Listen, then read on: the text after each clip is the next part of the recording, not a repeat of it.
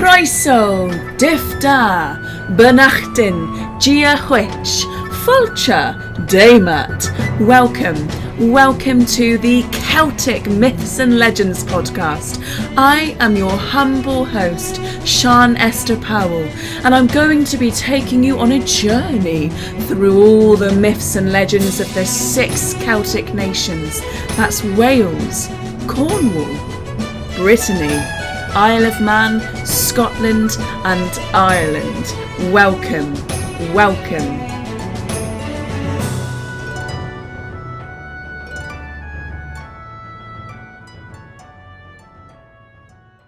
Hello everyone. First things first, really sorry that this one's coming a little bit late. I made a promise to myself this year that I was going to do 12 episodes in the year, one a month, and for the most part I've been keeping up with that really well. But I also got COVID in April and have had pretty nasty long COVID ever since. And a mantra that's kind of like constantly rolling around my brain is choose your battles.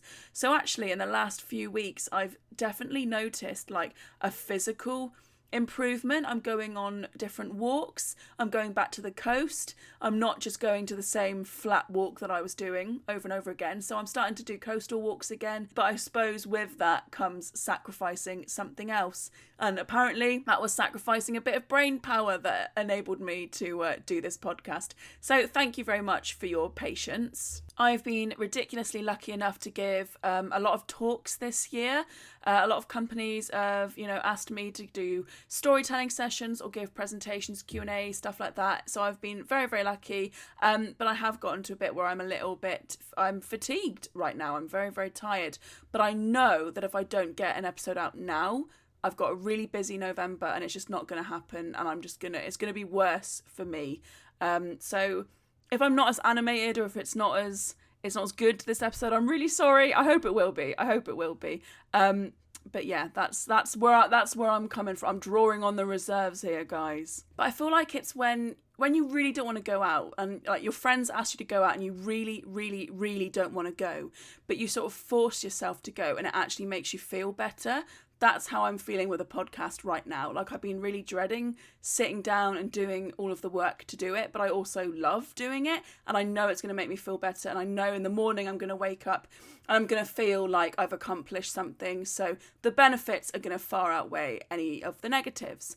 So anyway, that's my rant over and done with.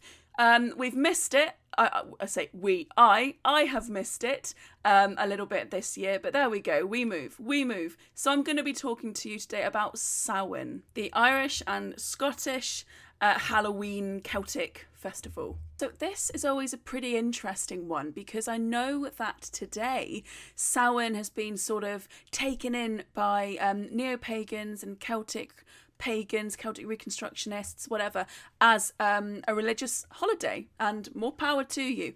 But the actual kind of practices of Samhain as pre-Christian, we really don't know all that much about because, of course, nothing was written down. So it's all theory.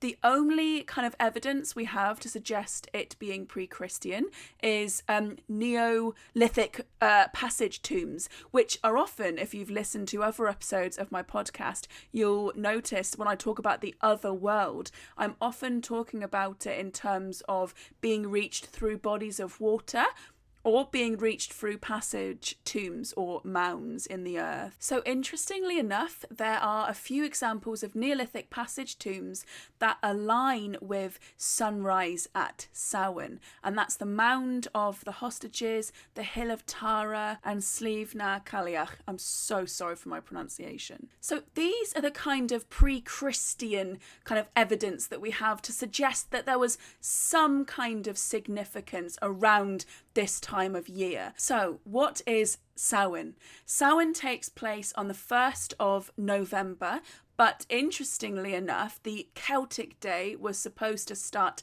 at sunset. So it was the sunset of the 31st of October as we know it today, essentially. So we have Samhain in Ireland and Scotland. We have Nos Calan Gaeaf in Wales. We have Nos Calan Gaeaf or Allantide in Cornwall. We have Hopchinay in Isle of Man. We have Nos an Anawan in Brittany. What are all of these festivals? I'm going to be focusing on Samhain today because if you've ever listened to my podcast before, you'll know that I focus on one of the 6 Celtic nations. We do some sort of comparisons and other links with the other Celtic nations, but the episode is focused on one before we branch out at all. So, Samhain is a kind of liminal threshold type of festival. It's considered to be the first day of winter, and you can see that in the etymology of a lot of the words used for the festivals in the different Celtic nations, but especially in Samhain, it's the first day of winter, and it's also when the veil between the two worlds is at its thinnest. So the two worlds being the one that me and you live in. I mean, most of the time I am away with the fairies, as is often been told to me by family and also by myself. But it is also the world, the other world. Elfheim, Anun, Tirna Nog, the other world, whatever you want to call it. The land of the fair folk, the Tuatha Danann, those fairy type creatures that are found in all the medieval myths and legends of Ireland and also Wales and Scotland as well. So as we know it today, we are kind of looking at it through the lens of Christianity in a way. I know that it is seen by modern pagans, neo-pagans as a religious holiday, but as I said, we don't have a lot of evidence for the Iron Age Celts and the pagan Celts. We've got that archaeological evidence, but yeah, we don't have a lot of written evidence or any written evidence. So a lot of what we talk about is theory. So Samhain is the first day of winter. It's the time when the veil between the two worlds is at its thinnest, and what that means is that the creatures of the other world were said to intermingle with humans and mortals on this day. And there is also the element of the dead being able to visit their family on Samhain. So I particularly love the mental image, right, of apparently it was you set a table, or you set a place at the table at dinner for your dead family members. But there's no stipulation on how far back this goes. So I just had the mental image. Like when I was researching this, I just thought about the ghosts in Stardust. There has to be Stardust fans amongst you. I refuse to believe that listeners of my podcast are not massive fans of the film Stardust. I absolutely love it. But the ghosts in Stardust, obviously, they're all brothers, and they're all princes that were like basically had to kill each other to get the crown unsuccessfully because, you know, they're all ghosts, they're all dead. And I just have this mental image of ghosts coming to their family's table and them all looking at the one empty place and the one empty chair and thinking, who's going to sit there? Like, which one of us is going to sit there? Sorry, that's probably, I really don't mean that to be disrespectful. I actually think that's a really lovely thing to do. I actually really love and appreciate that. The taking the time to commemorate your dead, taking the time to think about your dead. And actually, in Breton culture, the Nos an Anawan, that was Bretons just love death. And Breton folklore is just filled to the brim with death and death portents and, you know, whatever. But that festival was very much about, you know, taking stock of your family and all coming together and visiting the graves of your dead and that sort of thing. And I think that's quite beautiful. I think that's something that we've lost in the modern world a lot, is actually commemorating our dead properly. I do not go to graveyards for my family members as much as I should. I really should do that. And I love the idea of there being this time and place every year where that is kind of not mandated, but that's the sort of thing to do. You come together as a family and you pay the respects to your dead. So I love the idea of setting a place at dinner for your dead. But also I just couldn't get away from that mental image of them fighting and arguing about who gets to sit on the chair. In the Welsh Nos Calan Gaeaf, I think it was the Welsh, or is it the Breton? Oh my God, I've given a talk recently on Celtic Halloween celebrations, and with my fatigued brain, they've all just like meld into one. I'm so sorry, that probably sounds really disrespectful, because I'm always harping on about the fact that Celtic is a messy umbrella term and all the Celtic nations are very distinct from one another. But I think it's in the Welsh that it's seen as a spirit night, right? So again, it's seen as a spirit night. It's seen that the spirits will come back. So stay away from churchyards and that sort of thing. And I think in the Breton, if you're going to walk around on Halloween, why you would do that to yourself, I don't know. But if you're going to be walking around in dark, at dusk, at Halloween, walk in the middle of the road, because the dead will like to walk on the sides of the path. And that's just appropriate. That's just, that's just polite. So it's always seen as this sort of spirit night, right? This seems to me as being quite Christian-like because of the idea of this world and then an afterlife. Whereas obviously in a lot of the mythology of Ireland and Wales and Scotland and what have you, the other world is not an afterlife. The other world is simply another world overlapping our own, some chthonic underworld where the fair folk live. But there is this element of guising or mumming, disguising yourself to blend in with the other folk or the spirits. It's one of the 4 Gaelic seasonal festivals, really. So a pretty important time of the year. These festivals really marked different stages of the year in terms of the weather, in terms of the harvest. So of course this one is an end of harvest festival. It's the first day of winter, and you're also saying goodbye to, I guess, the bountifulness of harvest, which itself is a very stark contrast, actually. That's very much life and death. Life being, harvest time, when things are growing, when things, you're able to like pick all of these ripe fruits and vegetables, and then winter time, when basically you're just hoping to survive through winter. And really, at the core of it, that's what I think all these festivals are. They're about having a great big party, drinking a lot. There's always an excuse to drink a lot. Drinking a lot, having fun, and ushering in the winter, and basically just hoping that you make it through. So there's a lot of things associated with Samhain and with these festivals, like little games and stuff like that very much point towards this idea of just having fun and feeling hopeful and positive that you will make it through the winter so that you can enjoy spring, right? So some of these things are little divination games. There's in all of the Celtic nations, I've found that the festival around this time of year has divination games. Games like throwing walnuts in the fire, pouring molten lead, and just like all these random little things, bobbing apples, all these little things to do. So divination games were a big part of Samhain, and figuring out who your partner was going to be, what job they were going to do, if they were going to be faithful to you, all that sort of stuff. And again, I sort of see that stemming from this idea of hope, this idea of dreaming for better things in the future, and yeah, kind of I guess it's like modern girl manifesting, isn't it?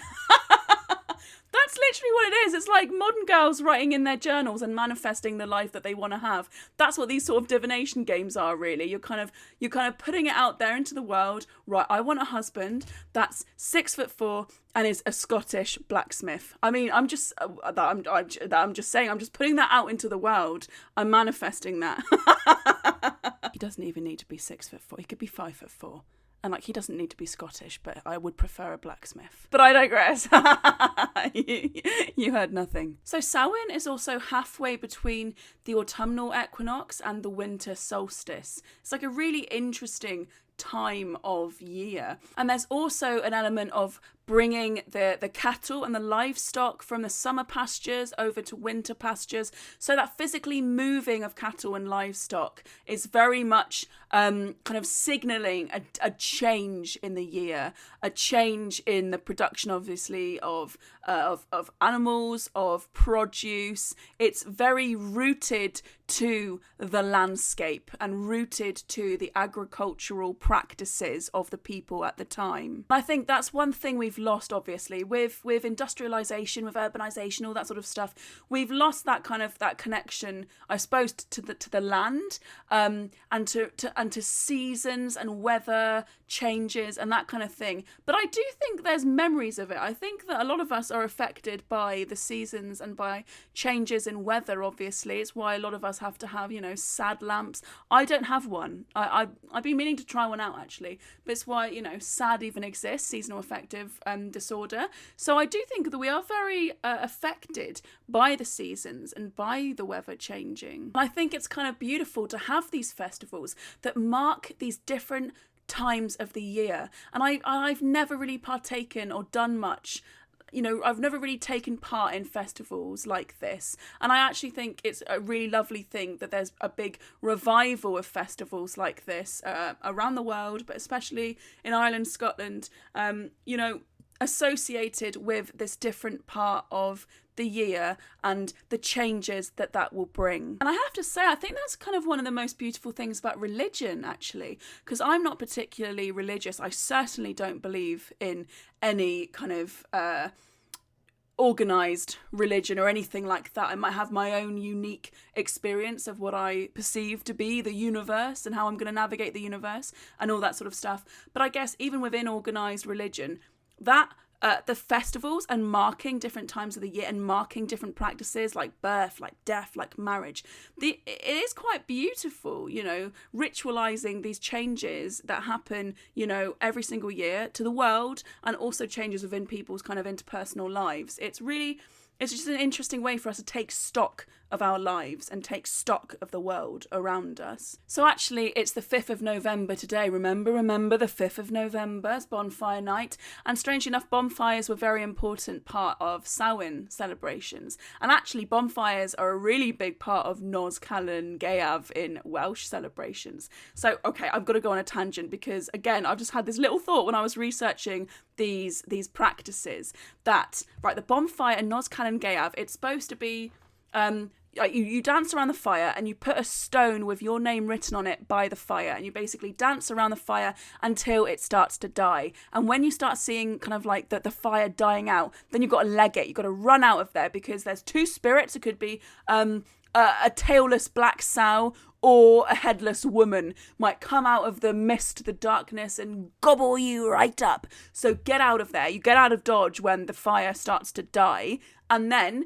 you check in the morning your stone, and if your stone is burnt black, it's burnt all the way through, that was a good omen. That was a really good thing. If it hadn't, then you might die in the next year. And I was just thinking, I wouldn't do it, okay? So no one call the police on me. But what if you had like a crazy murderer or something in the village, and they set their sights on someone, they were like, right, I'm going to kill this person in the next year, and in the dead of the night, they went to the bonfire and they picked up that person's stone and they moved it just outside of the fire so it doesn't burn all the way through. Then they've got an excuse. They've got a whole, they've got a spiritual excuse for them, and I'm not saying that I would do it. I'm just saying that's what popped up into my brain, and I think that it would be a pretty funny dark comedy sketch. So I might incorporate that one day when I finally write my dark comedy sketch show of Celtic mythology, creatures, and practices. One day, my friends. I love the idea of like a really hapless murderer as well.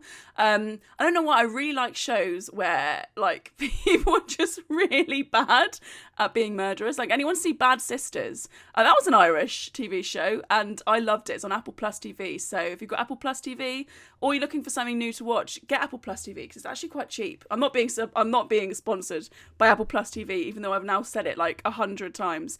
Not sponsored for this episode, but like I said previously, if you've got a product or something that you're a small business, you got a product that you think that I would appreciate or that my listeners would appreciate, get in contact with me. I'm open to, what's the word? I'm open to, oh God, brain. COVID brain. Not subscribing. Sponsorships. There we go. Sponsor. There we go. Sponsor. There we go. Sponsor. Sorry, I'm going to stop now. So bonfires are a pretty significant part of the celebrations as well. And I guess, again, that's keeping warm, isn't it? It's keeping warm for winter. You're ushering in the darker half of the year. So you want to be keeping warm. You want to be bright and holding on to life. And of course, there's a feast. There's always a feast. I just feel like there's so many excuses to just get absolutely drunk and eat loads of food. That's what a lot of these festivals are. And you know what? I absolutely salute it. I'm no longer drinking alcohol because it doesn't respond very well to my body. But I am obsessed. I am obsessed with Thatcher's Zero. Thatcher's, anyone out there that you don't want to drink alcohol, but you want a cheeky little cider, Thatcher's Zero. I don't think it has any alcohol in. I don't think it's even like one of those 0.5%. I think it's just nothing. I don't know if I'm supposed to be talking about alcohol. Anyway, ignore that. But it's a big part. It's a big part of these celebrations is drinking loads and eating loads. So these have been the practices over the last, I guess, couple hundred years or so. But is there any kind of written evidence to suggest that Samhain is any older than that? I think you'll find, yes, there is. And once again, we have to thank the medieval Irish monks for writing a lot of stuff down. Thank you. God's bless. You know what? I actually feel like some medieval monks would be such good fun. They were just like making ales all the time. They're just like brewing up stuff, doodling in their little like notebooks like that they love their cat, and like writing little ghost stories and stuff like that. Anyway, I just feel like some medieval monks, they were pretty cool. Okay, they were pretty cool. Of course, all of our medieval texts that we have that contain all of the amazing mythology are written by monks. So a particularly interesting example of Samhain in Irish mythology actually can date to some of the oldest Irish literature of the 9th century. So you've got the boyhood deeds of Finn, as in Finn McCool. Very cool guy. See what I did there? I'm going to do a very quick synopsis of this whole story because I want to go way more in depth with a lot of the Irish medieval literature in subsequent episodes. My brain, please be nice to me. Anyway, so Finn McCool was on his way to Tara, which was the capital of Ireland at the time, and he decides to, follow a bunch of people. There's traders, there's all sorts of people on the road on their way to Tara as well. What he doesn't know is that there's this like demon called Eilen that basically just burns down the whole of Tara every Samhain. And the way he does that is that he's not a demon, by the way. He's a member of the Tuatha Dan and one of the fair folk. Let's not get our stuff crossed up.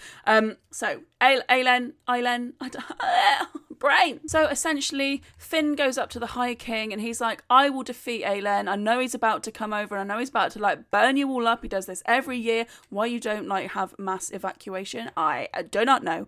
And he has a magical weapon that's got some poison on it. So like basically he huffs the poison so he can stay awake when Eilen is like magically playing his music and putting everyone else to sleep so he can burn up Tara.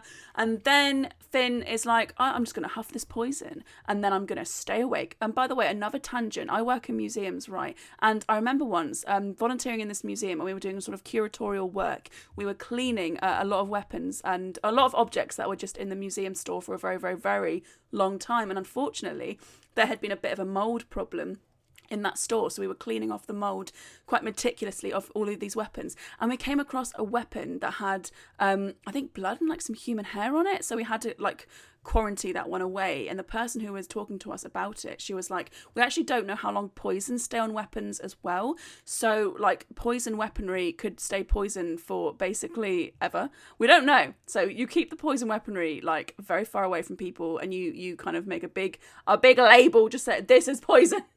Don't prick your finger on this. So there you go. Just a little fun tidbit for you. So he obviously stays awake and then defeats Aelend, the horrible fire-breathing Tuatha Danann. I don't know what he is. Is he a prince? I don't know. He's not very nice. So he defeats him. And that is every Samhain. So again, there is reference to Samhain. There's reference to this time of the year having significance. That was very rushed, but I promise you, I will cover mythic heroes in much greater detail and their individual kind of tales and heroes' journeys. I'll cover those in much more detail in another episode. How does it shape up with Halloween today? And I'm gonna hold my hands up and I'm gonna say, right, I love the way Americans do Halloween. I love it. It's commercialized, it's silly, but I love it. I absolutely love it. Would be my dream to be at Halloween, to be in America at Halloween time. I swear to God, the idea of being in like New England for Halloween time, oh my God, it's just peak aesthetic. It's peak. I just love it. I'm obsessed with it. Anyway, so the idea of like, trick or treat, all that sort of thing, it's not completely outside of tradition, right? We see it in a lot of places. You see it Hop Chine in Isle of Man, that has an element of singing the Hop Chine song and getting like gifts. And so the idea of dressing up, mumming or guising, dressing up to disguise yourself amongst the Tuatha Danann and the fair folk that have kind of come seeping through into our world when the veil's been thin, that is not wholly new. It's not something that, America just made up. So when you have stuffy British folks that are like, I shan't do Halloween. It's just too American. Actually, that's not quite true, Mr. Stuffy Pants. I just love that you guys make a big deal about it, and I wish that a bigger deal was made about it here, because I think it's so much fun. And it's a way of having fun and a way of marking a time of the year, the end of harvest. You've got your gourds out. You cheeky bugger, getting your gourds out. You've got your gourds and squashes out.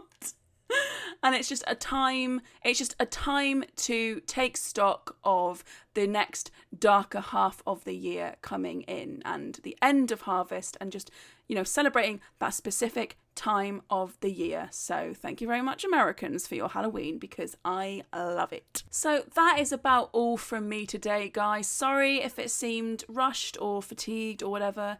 I'm doing my best. I'm trying my best.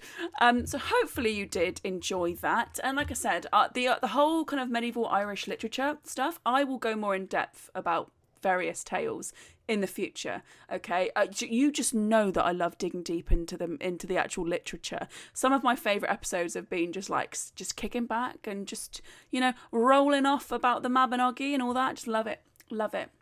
Loves it. So thank you very much for listening to me, and thank you very much to some of my new patrons on Patreon. Thank you to Eddie and A Night of Hope. That's a Night of Hope. There you go. That very much just sums up Samhain, does A Night of Hope. I know it's full of like spookiness and scariness, but I think of it as basically, a night of hope. Ushering in the darker half of the year, you're having a bunch of fun, you're drinking, you're eating, you're having a laugh before things start getting dark and really depressing. So thank you very much to my patrons, but also thank you very much to all of you for your patience on this episode. I'm still planning on uploading an episode at the end of this month. I'm gonna get in my 12 episodes. By Job, what does that mean? I will do the 12 episodes this year. I am determined. It's gonna happen, and then 2024 is gonna be my year, guys. 2020. All right, I'm born. I'm going to give you all my details now. Please don't scam me. So I'm born on the 24th of the 4th, 94. So it's going to be 2024 next year, and I'm going to be 30. I just feel like something is aligning there. Something is clicking into place. So if next year is not my year, I will learn how to curse and hex, and I will put a curse and hex on the universe itself. I didn't mean that. Anyone that's listening, I didn't mean that. I'm losing the plot. I'm losing the plot. Anyway, thank you very much for listening. Thank you always for listening. Hopefully this episode hasn't put you off completely and you still tune into the next one. Love you all. It feels like I'm always chatting to a bunch of friends, and I hope that's the way it feels like. You're not just like this mad woman in my house won't just get out. Shoo, shoo, shoo. I like to imagine we're just a bunch of mates sat down with each other, chatting about myths and legends, okay? Thank you very much. Until next time. I am your host, Sian Esther Powell, and that has been another episode of the Celtic Myths and Legends podcast. If you would like to find it elsewhere on the interwebs, you can also find me on Twitter at Celtic Myths Pod, on Facebook under Celtic Myths and Legends Podcast, on Patreon at Celtic Myths Pod, as well as Instagram at Celtic_Sian, and also CelticSian.co.uk. Thank you, Muraz, Diolch, Tachpalet, Guramahagat, Trugare, Guramayed. Thank you, and speak to you next time. Thank you.